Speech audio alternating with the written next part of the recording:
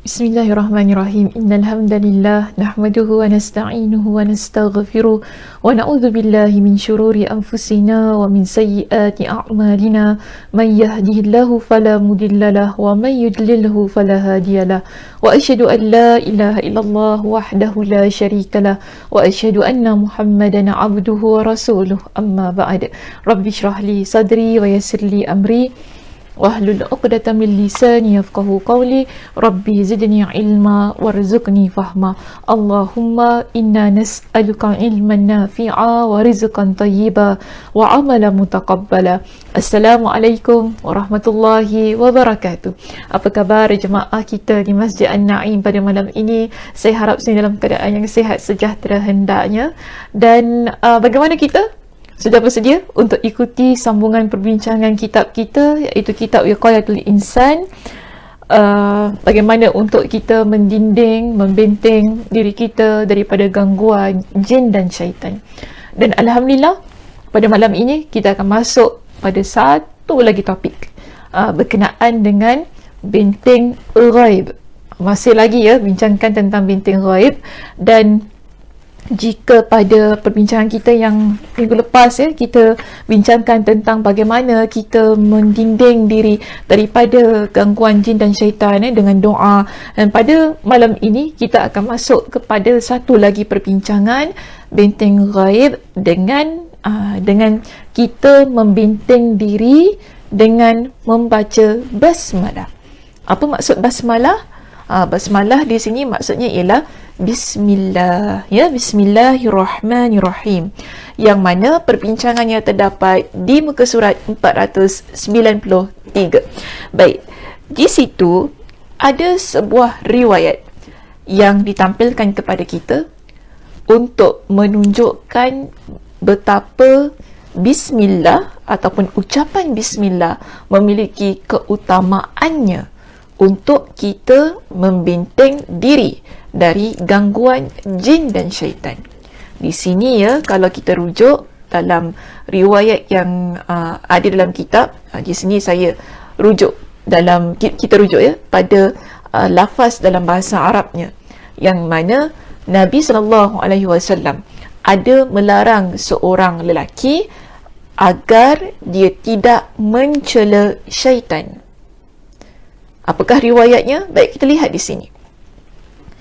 Hadis ini daripada Asim, daripada Abu Tamimah Al-Hujaimi. Abu Tamimah Al-Hujaimi, amman kana radifan Nabi sallallahu alaihi wasallam. Yang mana ada seorang lelaki, dia pernah membonceng Nabi sallallahu alaihi wasallam. Jadi dia ceritakan, ada pada satu keadaan yang mana dia ni membonceng, maknanya dia naik himar, iaitu keldai, bersama dengan Nabi. Qala kuntu radifahu ala himarin fa'athara al-himaru. Jadi keldai ini disebutkan di sini, keldai itu dia dalam keadaan yang mana tak tentu arah lah. Keldai tu macam tak tentu arah kan, macam nak dekat tergelincir, nak jatuh sedemikian. Jadi lelaki ini dia cerita apa di situ kan? Faqultu ta'isa syaitan. Dia guna perkataan ini yang mana dia mencela syaitan. Kalau dalam kitab kita dia kata apa? Syaitan keparat. Dia guna perkataan itu kan, syaitan keparat. Ataupun dalam terjemahan yang saya tampilkan pada malam ini, saya gunakan perkataan dia kata celaka gitu kan, celaka syaitan ni ataupun kita kata korang hasam ni syaitan macam tu kan, biadab maknanya kita guna perkataan-perkataan yang mencela syaitan. Jadi bila Nabi SAW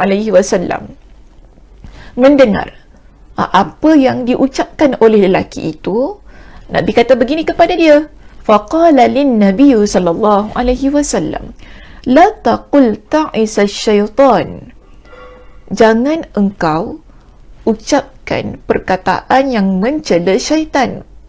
Jadi syaitan keparat ke ataupun celaka syaitan ni kan, biadab, korang hasam, kita mencela lah, kita mencela menggunakan perkataan-perkataan yang mana kita kutuk syaitan itu, ataupun kita sebutkan Tak tahu macam mana, perkataan-perkataan yang menunjukkan bahawa kerana syaitan itulah kita berada dalam keadaan yang sedemikian. Baik. Jadi di sini Nabi kata begini, Nabi explain, Nabi beritahu kepada dia kenapa Nabi larang. Ya, kita ini cela, kutuk ataupun makilah, senang ya, maki syaitan tu. Jadi Nabi kata apa kepada dia? Nabi kata gini, فَإِنَّكَ إِذَا قُلْتَ تَعِسَ الشَّيْطَانِ تَعَاظَمَ الشَّيْطَانُ فِي نَفْسِهِ وَقَالَ سَرَعْتُهُ بِقُوَّتِي فَإِذَا قُلْتَ بِسْمِ اللَّهِ تَصَغَّرَتْ إِلَيْهِ نَفْسُهُ حَتَّى يَكُونَ أَصْغَرَ مِنْ ذُبَابٍ. Jadi Nabi jelaskan kepada dia, ya, begini maksudnya. Kalau kita lihat pada terjemahan hadis ini, sila lihat pada perenggan yang kedua dalam slide saya ini ataupun di skrin kita ini. Nabi kata kepada dia, jangan kamu kata celaka syaitan. Kerana jika kamu mengatakan celakalah syaitan, apa yang jadi? Syaitan, dia akan membanggakan diri dia. Dia rasa besar. Dia rasa proud. Itu maksudnya, ya. Sebab tu Nabi larang. Kita ni maki ke, kita ucap perkataan-perkataan yang mengutuk, yang mencela syaitan ini. Jadi dia akan rasa proud dengan diri dia, syaitan ni kan, yang mana Nabi sebutkan di situ, dia akan membanggakan dirinya. Jadi syaitan itu berkata, aku telah melawannya dengan kekuatan aku. Maksudnya, aku buat sesuatu yang dengan kekuatan aku ni, sebab itulah dia tergelincir, sebab tu keledai tu takut, yang menyebabkan keledai tu tak tentu arah dan sebagainya. Jadi rasa dia berjaya, sukses kan, aku berjaya buat dia jadi takut, buat je gitu, dia buat je gini. Jadi syaitan tu dia rasa bangga dengan perbuatan dia. Jadi Nabi kata begini, bila dia rasa sedemikian, ya, tetapi jika kamu membaca bismillah, ni sebab tu Nabi ajar kepada lelaki itu, bila kamu membaca bismillah, syaitan akan merasa dirinya kecil hingga lebih kecil dari seekor lalat. Nampak tak keutamaan basmalah atau keutamaan bila kita membaca bismillah di sini? Syaitan, dia akan rasa diri dia kecil. Bahkan Nabi kata lebih kecil dari seekor lalat. Jadi sebab itu kita boleh kata juga, bila berlaku sesuatu kan yang kita rasa mungkin ia adalah daripada gangguan syaitan ke apa. Contohlah kan, kat rumah tiba-tiba rasa macam pintu tu krek krok macam tu kan. Nampak sound effect saya. Tiba-tiba kan rasa pintu ke kerusi ke apa kan.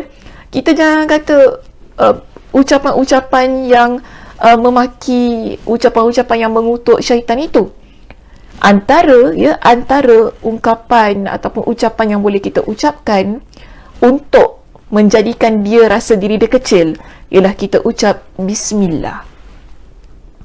Kita dengar sesuatu, kita nampak sesuatu yang mana kita rasa ini adalah gangguan daripada syaitan, ucapkanlah bismillah.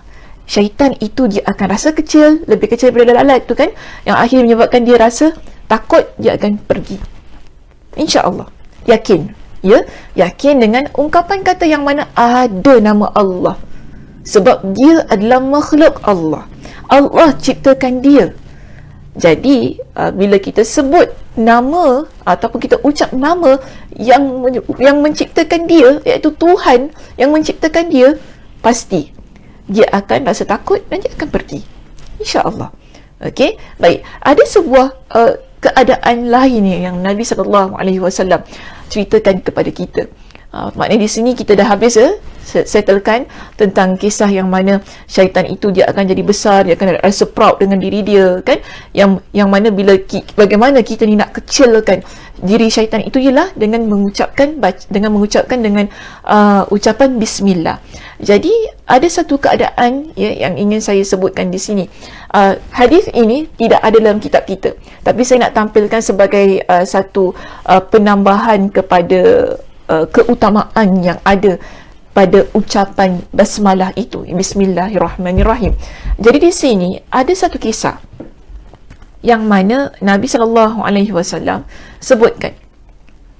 Nabi kata begini, inna syaitana yastahillu at-ta'ama alla yudhkara rasmullahi alaihi. Sesungguhnya syaitan akan mendapatkan makanan yang tidak disebut nama Allah. Maknanya syaitan, makanan yang kita makan tidak disebut nama Allah, ia adalah halal untuk syaitan makan. Dia akan makan bersama. Dia akan makan makanan itu. Ini maksudnya daripada ungkapan lafaz kata Nabi SAW itu tadi. Jadi Nabi kata, wa innahu ja'a bihadhil jariyah liyastahilla biha fa akhadhtu biyadiha. Faja'a bihadzal a'rabi liyastahilla bihi fa akhadhtu biyadi. Nabi kata, syaitan dia datang bersama anak perempuan ini untuk mendapatkannya. Lalu aku meraih tangannya. Dia juga datang bersama orang Badui ini untuk mendapatkannya. Lalu aku meraih tangannya. Sebab sebelum Nabi ucapkan hadis ini, berlakulah satu kisah ketika Nabi menghadiri satu jamuan. Ketika Nabi menghadiri satu jamuan ni, kan, tengah duduk ni nak makan, ada seorang budak perempuan ni dia datang dalam majlis jamuan itu. Dia nak makan. Dia datang, terus dia nak capai makanan. Jadi Nabi tarik tangan dia. Kemudian ada juga seorang Arab Badui, lelaki ni kan, dia datang, dia pun nak capai makanan itu. Dia nampak makanan, sedapnya. Dia nak capai makanan tu. Nabi tarik tangan dia. Sebab tu tadi Nabi kata apa? Budak perempuan tu tadi, dia datang, dia nak makan. Aku tarik tangan dia. Arab Badui tadi, dia datang, dia nak makan. Aku tarik tangan dia. Apa kata Nabi seterusnya? Nabi beritahu begini. Walladhi nafsi biyadihi inna yadahu fi yadi ma'a yadiha. Demi zat yang jiwaku berada di tangannya, sesungguhnya tangan syaitan itu berada di tanganku seperti dia ada di dalam tangan keduanya, iaitu orang Badui dan budak perempuan itu tadi. Maknanya, bila kita makan ni dengan tak ucapkan bismillah, ya, tangan kita yang mencapai makanan, tangan syaitan tu turut bersama dengan tangan kita. Boleh dapat bayangkan tak? Macam ini macam scary lah cerita ni. Macam scary. Okay? Tangan syaitan tu bersama dengan tangan kita. Itu yang sebab tu Nabi kata apa? Bila aku tarik tangan mereka berdua, Nabi turut pegang tangan syaitan tu sekali.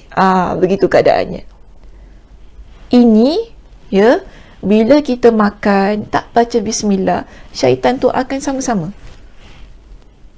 Tangan kita, dia akan berada di tangan dia akan berada di tangan kita untuk makan. Samalah, makan.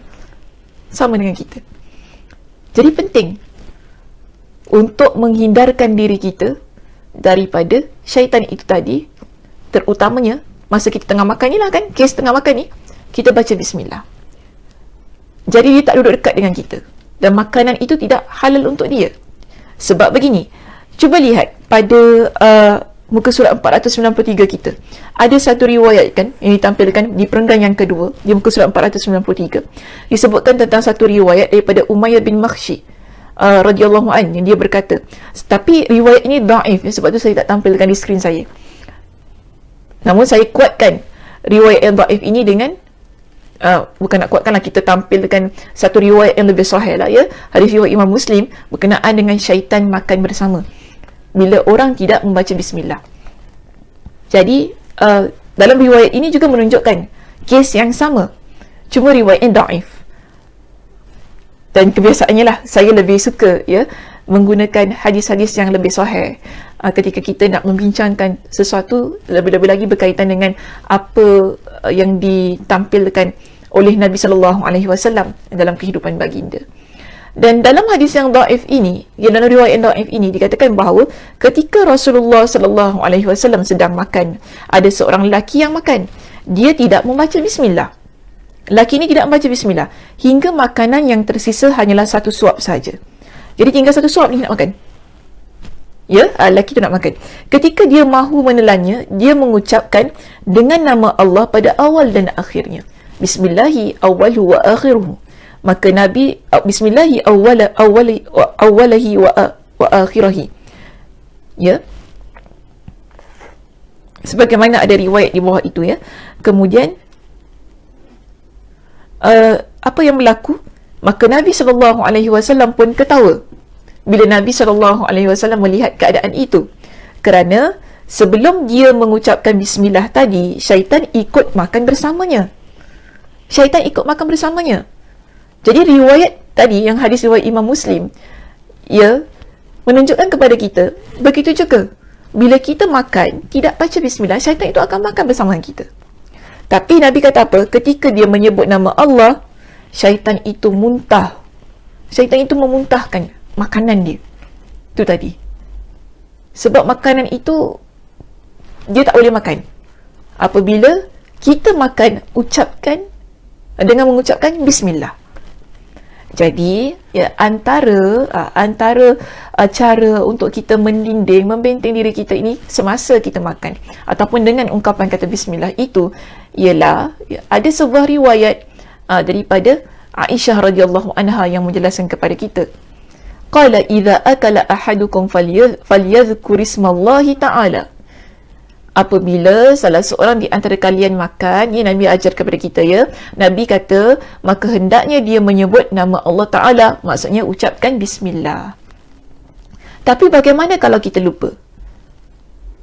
Bagaimana kalau kita lupa ketika kita makan tadi? Sebagaimana yang dalam riwayat yang dhaif tadi kan, dalam kitab kita menjelaskan, lelaki itu tadi, dia mula-mula dia makan, dia tak baca bismillah. Tapi kemudian, tinggal satu suatu baru dia ingat, oh, saya lupa baca bismillah. Lalu dia baca doa yang Nabi ajarkan ini. Ya, apa dia? Sebagaimana yang terdapat dalam skrin kita ini. Fa innasiya ayyadhkura ismallahi ta'ala. Tapi jika sekiranya dia lupa untuk mengucapkan bismillah itu tadi ketika awal dia makan, maka bila dia teringat, hendaklah dia ucapkan falyaqul bismillahi awwalahu wa akhirahu. Bismillahi awwalahu wa akhirahu. Dengan nama Allah pada awal dan akhirnya. Ini cara untuk kita bagi syaitan tu muntah tadilah, ya. Sebagaimana riwayat yang baru kita baca tadi. Maknanya, bila kita lupa, kan, masih lagi kita baca bismillah, cuma ada penambahan lafaznya di belakang tu kan, iaitu dengan bismillahi awwalahu wa akhirahu. Begitu keadaannya. Baik, jika kita lihat, ya, pada perenggan kita yang terakhir, ya, di muka surat 493, di situ dijelaskan kepada kita apabila seorang Muslim meletakkan ataupun mengangkat sesuatu, kalau dia duduk ataupun dia berdiri atau melakukan apa sahaja perkara dalam kehidupannya, hendaklah dia menyebutkan nama Allah. Jadi itu terbaik. Bukan kita kata masa nak makan sahaja kita ucapkan nama Allah, iaitu dengan bismillah itu tadi, ya, ataupun ketika berlaku hal-hal yang kita rasa itu adalah daripada gangguan syaitan. Macam tadi kan, riwayat yang pertama yang kita tampilkan, keledai tadi, dia rasa ketakutan ataupun dia rasa resah tadi sampai kan nak terjatuh tu kan, ataupun mungkinlah ada perkara-perkara yang kita rasa itu berlaku kerana ada gangguan syaitan kan, kita baca bismillah, bukan itu sahaja. Tetapi sebagai seorang Muslim, ya, dalam kehidupan kita ini, di samping dengan membaca bismillah ketika kita nak makan, dan kalau kita terlupa tadi kan, boleh juga, masih boleh lagi kita baca bismillah tu kan, sebagaimana yang dah kita bincangkan, bismillahi awwalahu wa akhirahu kita baca. Kita lihat dalam banyak urusan kehidupan kita, seharusnya kita mulakan ia dengan bismillah. Kerana pada bismillah itu ada keberkatan. Sebagaimana di sini pengarang kitab ajarkan kepada kita. Bila kita nak letakkan sesuatu, kita nak angkatkan sesuatu, kita nak duduk, kita nak berdiri, kita nak buat apa saja, seharusnya bismillah itu menjadi awal kalam kita, awal ucapan kita, yang mana dikatakan di sini sebab basmalah ataupun bismillah dapat mengundang keberkatan dalam setiap sesuatu yang kita lakukan, di samping ia dapat mengusir syaitan, sebagaimana kisah-kisah yang telah kita tampilkan tadi menerusi hadis Nabi SAW. Okey, itu sahaja perbincangan kita untuk malam ini. Ya, mudah-mudahannya ada manfaatnya lah daripada perbincangan tersebut. Mungkin ada ramai antara kita yang tak tahu, rupanya kena baca bismillah baru syaitan akan lari. Yes, itu adalah ucapan yang paling mudah.